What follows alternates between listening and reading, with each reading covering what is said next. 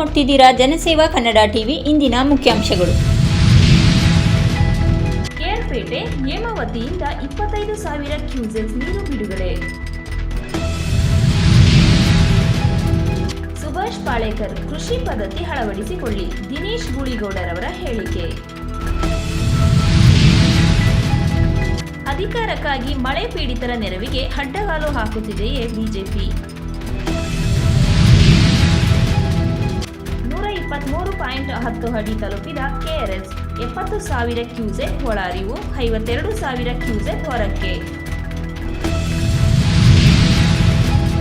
ಕುಶಾಲನಗರ ತಾಲೂಕಿನ ಗುಡ್ಡೆಹೊಸೂರು ಸಮೀಪದ ಆರಂಗಿಗೆ ಹೋಗುವ ರಸ್ತೆಯ ಮಧ್ಯಭಾಗದಲ್ಲಿ ಭಾರೀ ಗಾತ್ರದ ಮರ ಮುರಿದು ಬಿದ್ದ ಪರಿಣಾಮ ರಸ್ತೆ ಸಂಪರ್ಕ ಬಂದ್.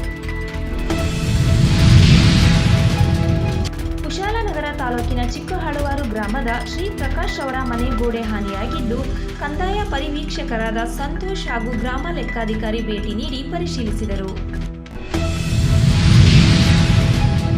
ಕನ್ನಡಿಗರ ಉದ್ಯೋಗ ಮೀಸಲಾತಿ ವಿಧೇಯಕ ಮಂಡನೆಗೆ ಆಗ್ರಹಿಸಿ ರಸ್ತೆಯಲ್ಲಿ ಮಲಗಿ ಪ್ರತಿಭಟನೆ.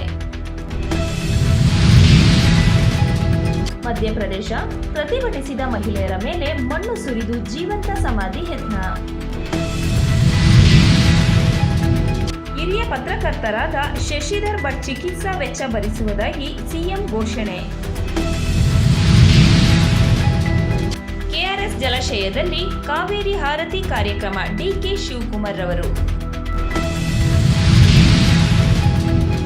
ಪ್ಯಾರಿಸ್ ಒಲಿಂಪಿಕ್ಸ್ 2024 ಗೆದ್ದು ಬಾ ಭಾರತ, ಗೆದ್ದು ಬಾ. 845 ದಿನ ಪೂರೈಸಿದ ರೈತರ ಅನಿರ್ದಿಷ್ಟಾವಧಿ ಹೋರಾಟ. ಜುಲೈ 23ರಂದು ಮುಖ್ಯಮಂತ್ರಿ ಮನೆಗೆ ಜಾಥಾ. ಸಬ್ಸ್ಕ್ರೈಬ್ ಬಟನ್ ಮೇಲೆ ಕ್ಲಿಕ್ ಮಾಡಿ ಹಾಗೂ ನಮ್ಮ ಹೊಸ ವಿಡಿಯೋ ನೋಟಿಫಿಕೇಶನ್ಗೋಸ್ಕರ ಪಕ್ಕದಲ್ಲಿ ಕಾಣುವ ಬೆಲ್ ಬಟನ್ ಮೇಲೆ ಕ್ಲಿಕ್ ಮಾಡಿ ಹಾಗೂ ಲೈಕ್ ಮಾಡಿ, ಶೇರ್ ಮಾಡಿ, ಕಮೆಂಟ್ ಮಾಡಿ.